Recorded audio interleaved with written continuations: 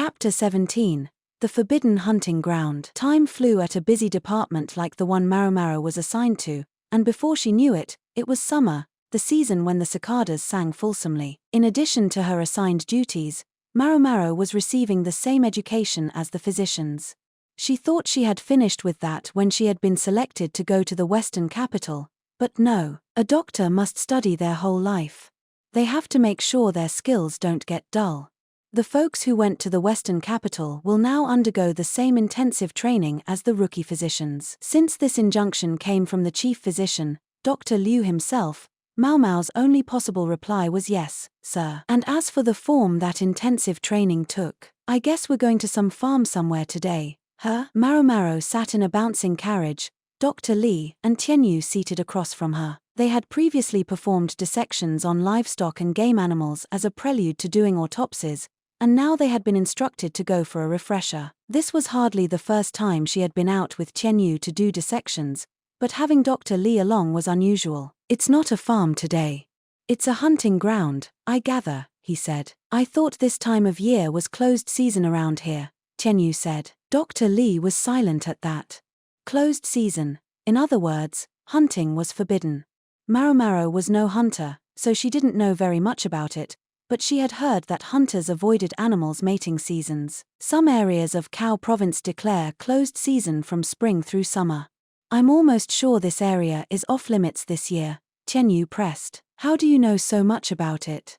Dr. Li asked, casting a look at the uncharacteristically insightful Tianyu. I mean, this is where I'm from. Before she could stop herself, Maomao jumped to her feet. Be careful, Dr. Li cried, and he was right to warn her. The carriage jumped, and Maomao nearly fell down. She quickly resumed her seat. What are you doing, Nyang Nyang? Tianyu asked. Maomao simply sputtered. Where you're from? Aha! My home. Ugh, what should I do? If my dad finds out I'm here, he'll turn me into jerky. Why would Dr. Liu send us to Tianyu's home? If it really was Dr. Liu who had ushered Tianyu into the world of medicine, he would at least know where he had come from. Well, I can probably guess why there's still hunting going on even though it's closed season, Tianyu said. Dr. Li looked away. Only hunters are forbidden from hunting. If you're rich or important, you get a free pass, right? Dr. Li didn't say anything at all. He seemed to be a pretty poor liar. His silence was as good as confirmation. But I'll bet it's not just some moneybags this time, Tianyu went on. It's a bigwig. Some pampered princeling. Maybe. How could you know that? Ha ha ha. The hunting grounds around here are my dad's turf. He never liked jobs that had to do with the court, and I think maybe once I left home, he stopped taking them at all. Dr. Li was silent again. Tianyu might have an unseemly taste for dissections, but he was intelligent. These important guys want to eat whatever game they get, but carving up an animal is hard. So they'll hire a hunter or whoever happens to be around. And we're the ones who were chosen this time? Maomao asked. Yep. To be sure, Tianyu was second to none when it came to butchering animals. I'm guessing Dr. Liu had to bite his tongue when he sent us out here, Maomao said. Physicians aren't usually assigned to chop things up. The human autopsies were of course a secret, but animal dissections were unlikely to be smiled upon either. Yeah, I kind of assumed Dr. Liu would say no to something like this, said Tianyu. Maomao agreed that it seemed out of character for him. It wasn't Dr. Liu who chose this place. He would never agree to send trained physicians on such a trivial errand, Dr. Li said. So we've been summoned here secretly, without Dr. Liu's knowledge? Yikes. I bet he's gonna be mad. Don't even say it. Look, no matter how high you rank, there's always someone over your head. Someone with their own problems to deal with. It sounded like life wasn't easy for Dr. Li. Was there no one else to send? Frankly, I'm awfully worried having Tianyu along, Maomao said. And I'm awfully worried having Nyang Nyang along, Tianyu said. Yes, well. The request was specifically for people who wouldn't flinch no matter what happened. That doesn't sound foreboding at all, Maomao said. She was trying to decide whether she should consider it an honor that she had been chosen for this trip. We'll do the work in a small shed dedicated to the purpose so nobody sees us. We'll also change our clothes and wear masks. That sounds hot. Tianyu complained. We'll have to be careful not to get dizzy, Maomao agreed. She was thinking about what happened in the retreat area some years before. Jinshi had gotten heat stroke, then, to make matters even more complicated, had been targeted by an assassin. And that was how I learned about the frog. In spite of her 1,000-yard stare, Maomao managed a question. There are other hunting grounds. Why did they pick this one? Funny you should ask. There are supposed to be Zhen birds there. Zhen birds? Maomao cried, her eyes sparkling. The zhen was a bird that was supposed to be extremely poisonous. There were records of several people having been assassinated by means of these birds throughout history, but whether the stories were entirely true remained unclear.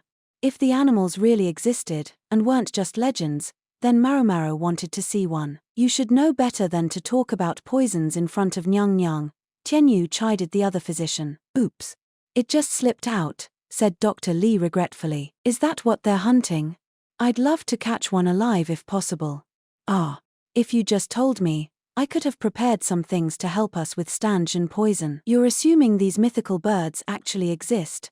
Nyang Nyang. I'm sorry to tell you this, but you won't be part of the dissections, Maomao, Dr. Li said. Huh. Maomao's jaw hung open. Why not? I can cope with the heat, I'll even wash the internal organs if that's what you want. The intestines had excrement in them, so it was no one's favorite job, but Maomao would volunteer for it today. Dr. Li said, you have other work to do. Something you're very good at, I hear. Tasting food for poison. Oh. Only then did she finally realize that something must be afoot. Once they arrived at the hunting grounds, Tianyu and Dr. Li went one way while Maomao went another. We've been waiting for you. Normally it might have been Chu who greeted her here, but today she was met by someone different. Hulan. Indeed, and may I say what an honor it is to hear you greet me with such friendly familiarity, with no title. He was a young man, not even 20 years old, with a smile on his face, but she knew not to be fooled by his unctuous grin and his humble attitude. It was thanks to him that Maomao had found herself chased all over Isei province, and ultimately nearly killed by bandits. I'm not being friendly with you. Outwardly, Hulan was the younger brother of Shikyu, the chieftain of the western capital and Gyokuan's grandson. He served Jinshi at the moment, but it was in some ways a form of banishment from his home city.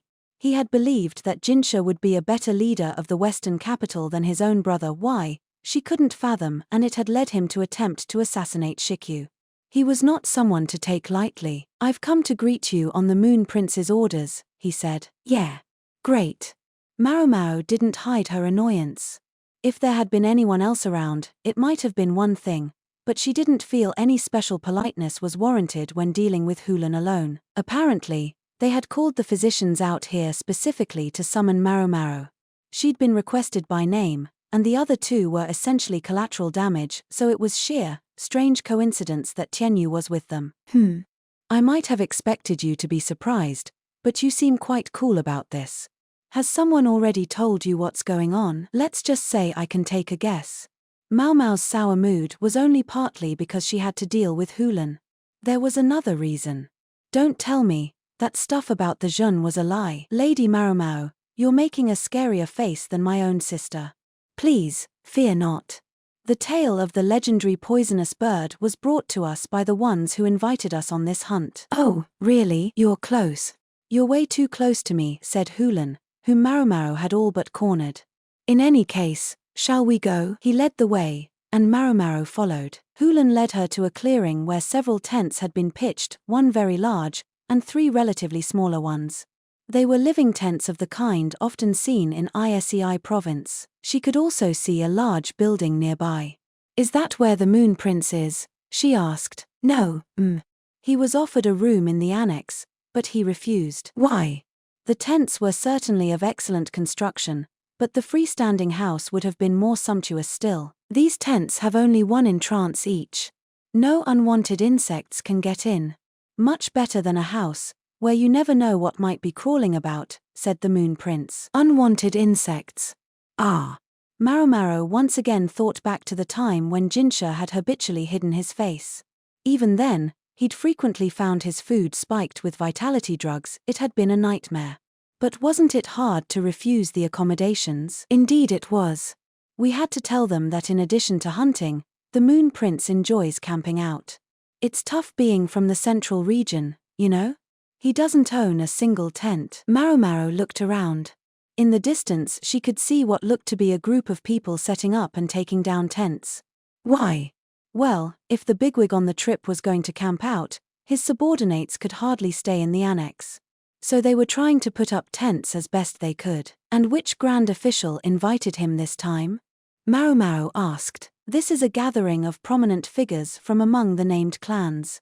It's important for even members of the imperial family to get some rest and relaxation, but it's also necessary to meet and greet potential candidates for high office.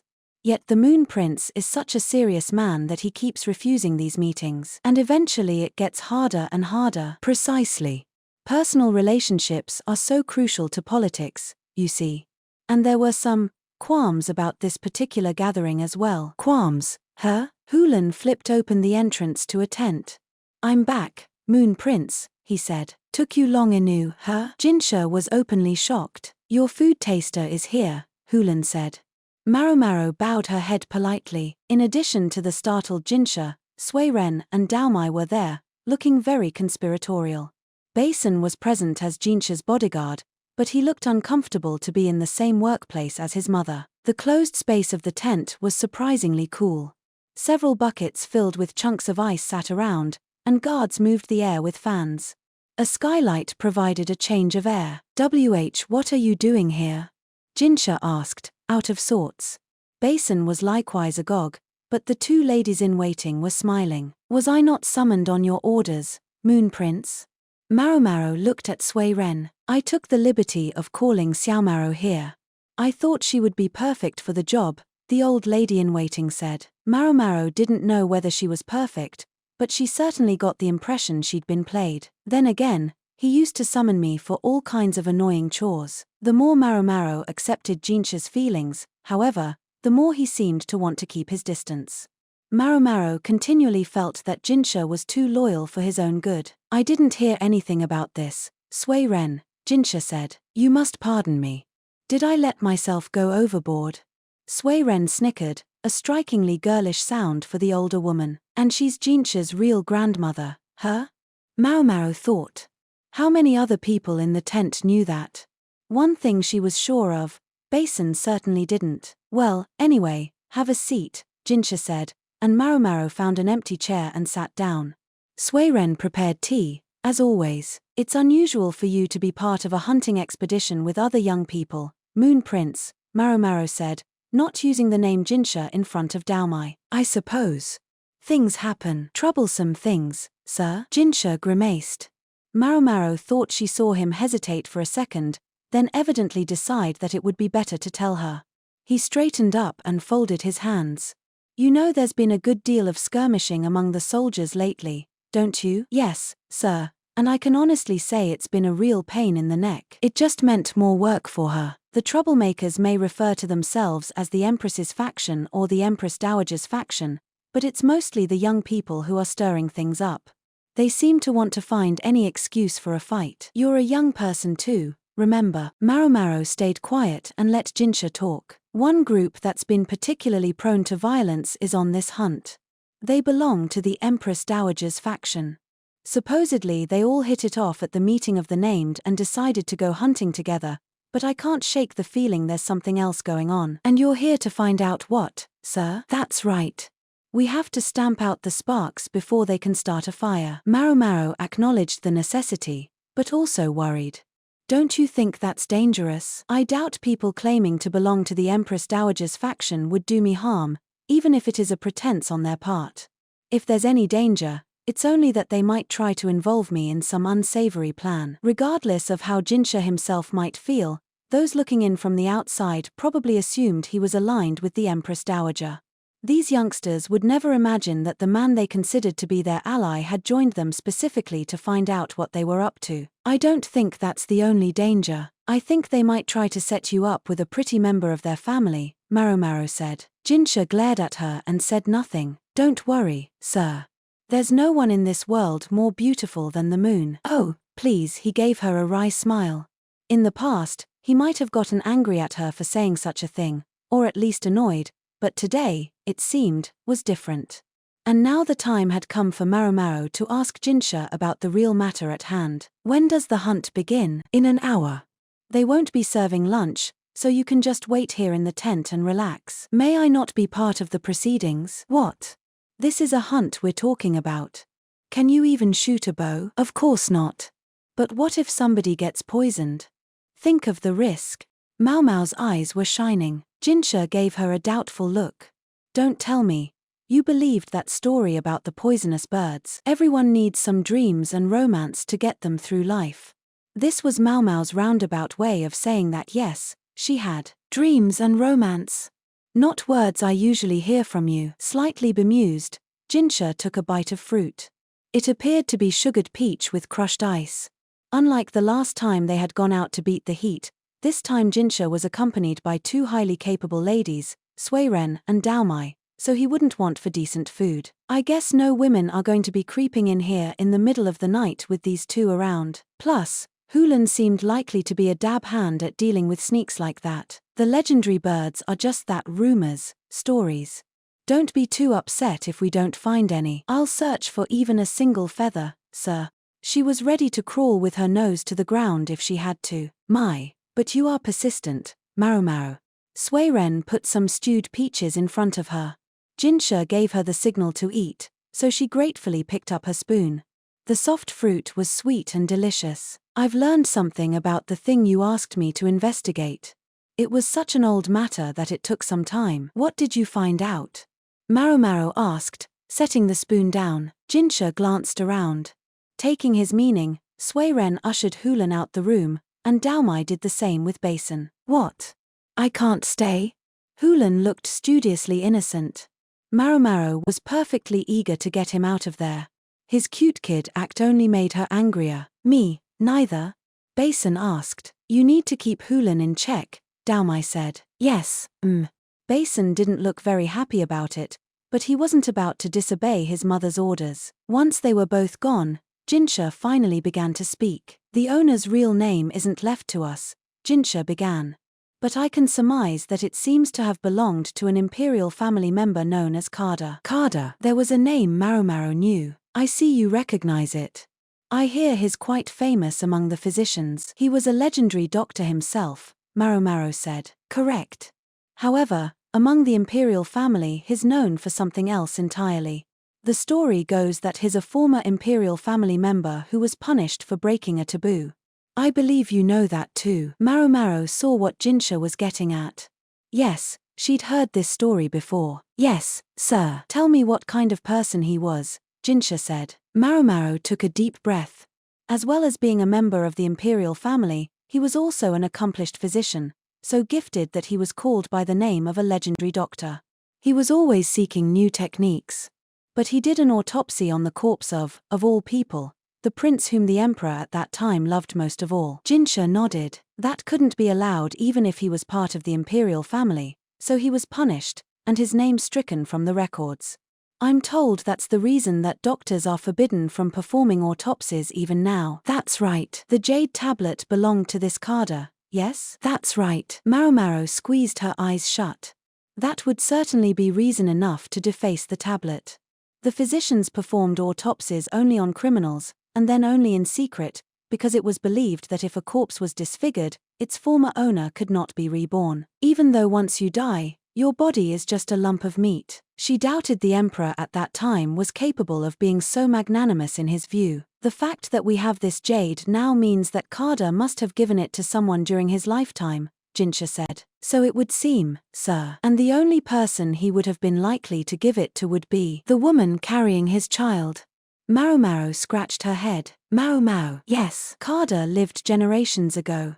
I don't believe His Majesty would punish his descendants now. That's what I'm trusting, sir. However, if someone is trying to get their hands on this tablet, that's a problem. Joker had consulted with Maomao for her own safety, specifically because she thought someone was trying to steal the jade tablet. Its former owner threw it away, Maomao said as firmly as she could.